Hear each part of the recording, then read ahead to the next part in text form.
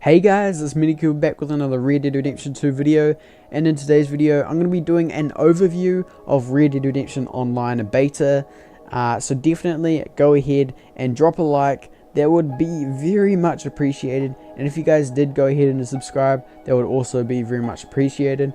But with that out of the way guys, let's just get straight into this video.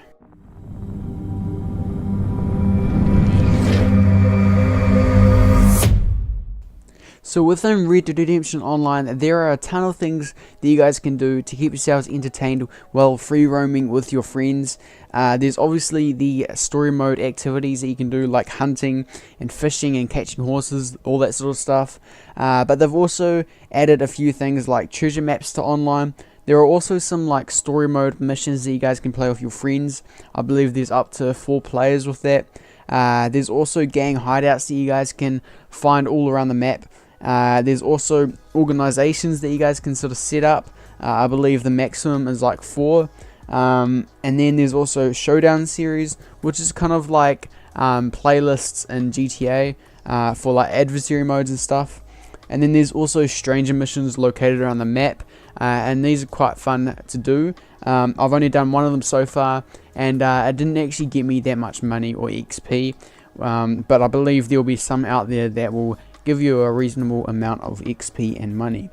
Now when it comes to money, it is definitely one of the most important things in online to make money, as you guys could probably tell by playing GTA Online. And if you guys haven't played that, then with Rockstar, money is definitely very important.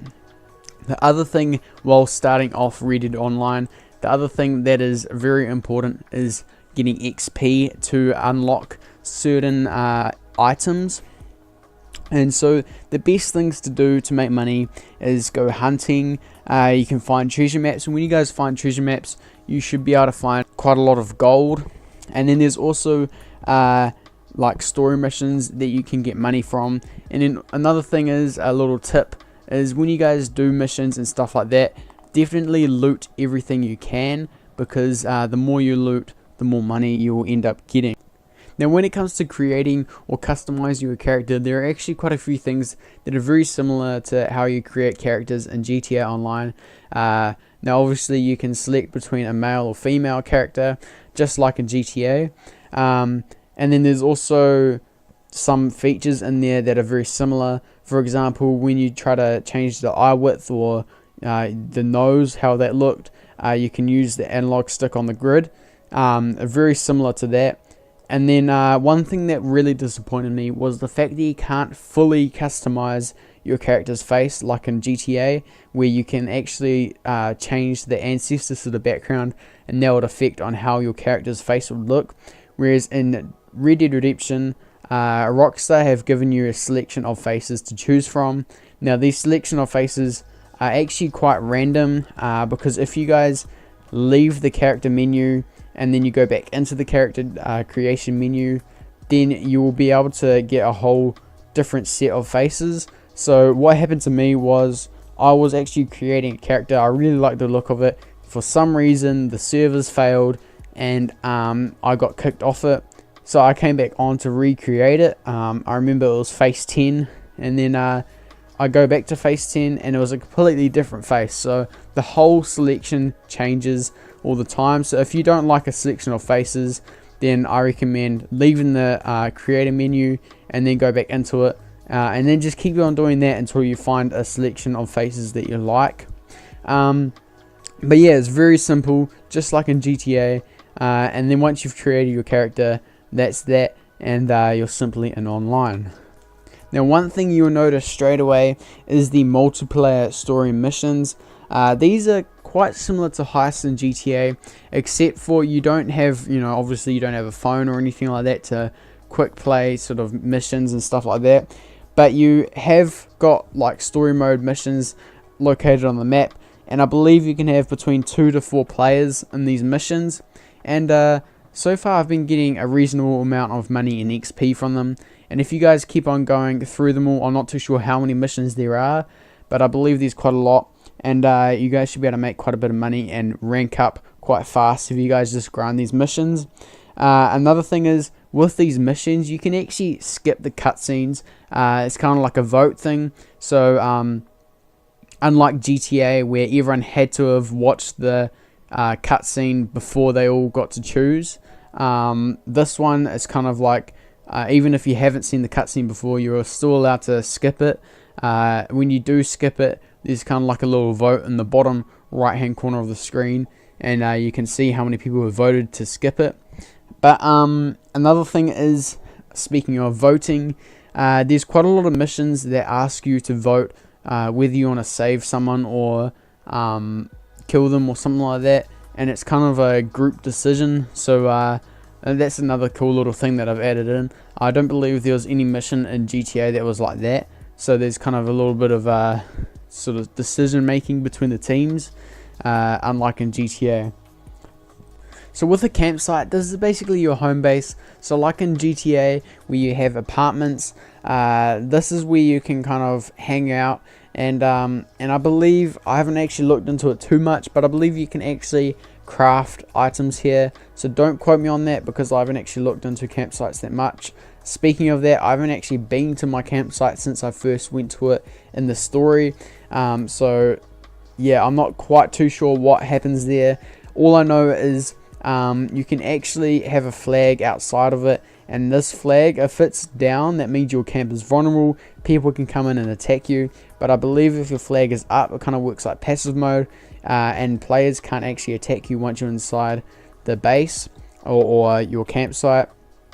Now with campsites, they kind of work very similar to how yachts work in GTA, where say you have your yacht placed next to the pier or something, and then you go to join a new lobby, and in that new lobby someone's already got a yacht there by the pier, so that means your yacht will automatically be placed next to the airport or something. Now that is very similar to how campsites work in Red Dead Redemption Online. So say if you have a campsite next to Blackwater or something like that, then you can go ahead and join a new lobby, and your campsite will most likely be moved because someone else has already taken that spot that was in that lobby before you. Now campsites, like I just said, aren't permanent, so your campsite will move quite a bit. The other thing is, it's not just in New Austin. That's what my first initial thought was, but it's actually all around the map. I've traveled around a lot of the map, and I've been past tons of different campsites. Now I'm not too sure if the campsites rely on the story. Depending on where you are in the story, that is where your campsite will be located, because my campsite every single time has been in New Austin. Now I haven't gone very far through the online story, and so that might mean that I stay in New Austin for a while. So if you guys maybe continue throughout the story, you guys might end up in Lemoyne or something like that, but I'm not too sure on that. So speaking of New Austin, in Red Dead Redemption Online, basically the story is kind of starts off around New Austin. So if you guys want to explore New Austin because you haven't finished story mode, feel free to do that, because you won't be spoiled, since the online story actually takes place well before the Red Dead Redemption 2 story. So don't worry about spoilers or anything, you will not be spoiled. Now when it comes to horses, I will have a proper in-depth guide onto online personal horses and stuff like that. But basically it's very simple. You guys should already know how to ride your horse if you guys have played story mode. But basically when it comes to online, you have a personal horse that you can purchase and all that sort of stuff. There's stables you can buy, and you can buy different types of saddles. I'll explain more of that, like I said, in a future video.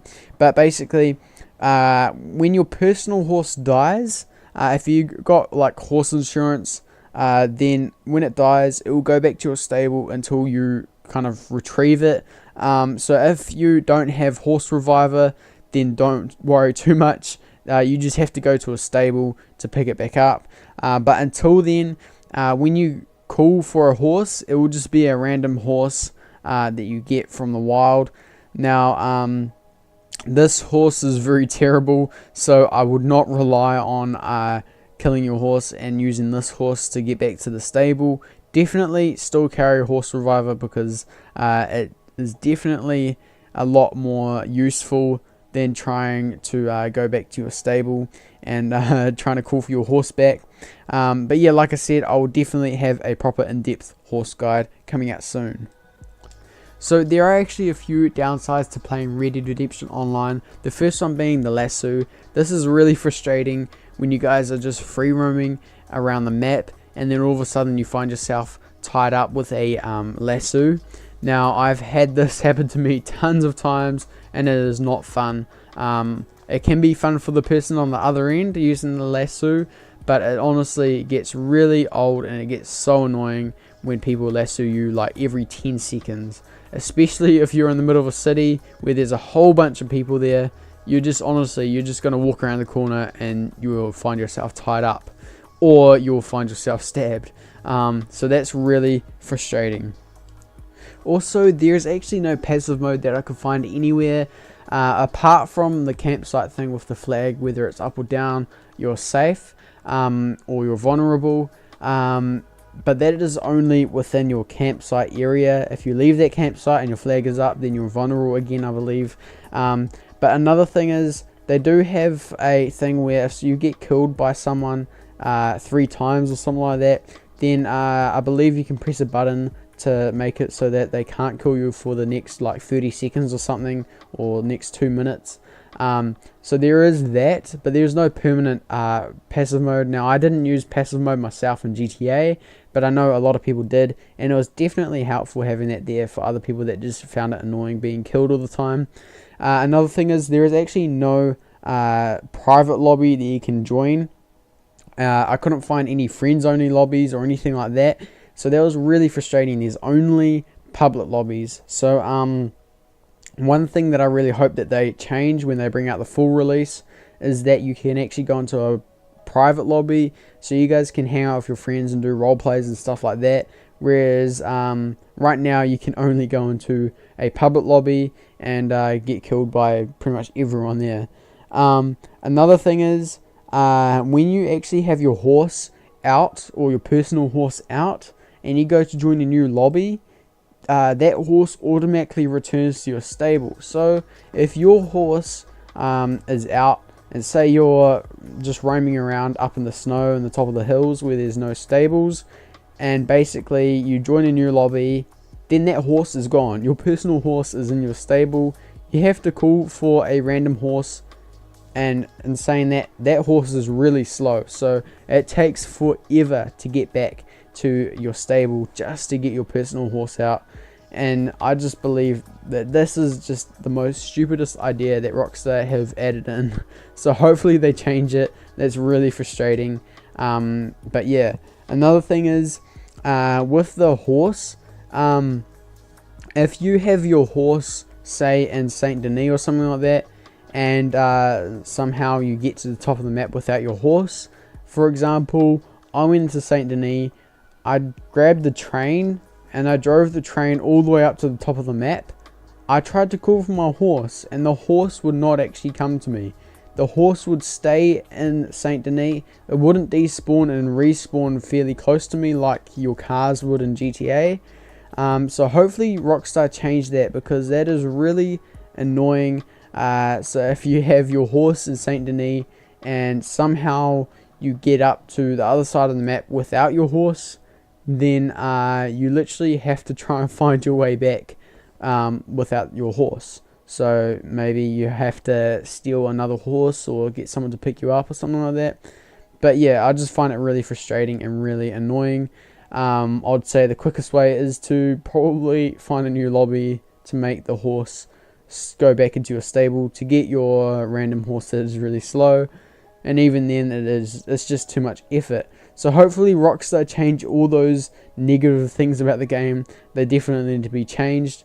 But other than that, guys, that is really it for all the features in online so far. Hopefully you guys did enjoy this video. Like I said, I will definitely upload a more in-depth tutorial for the horse, so stay tuned for that.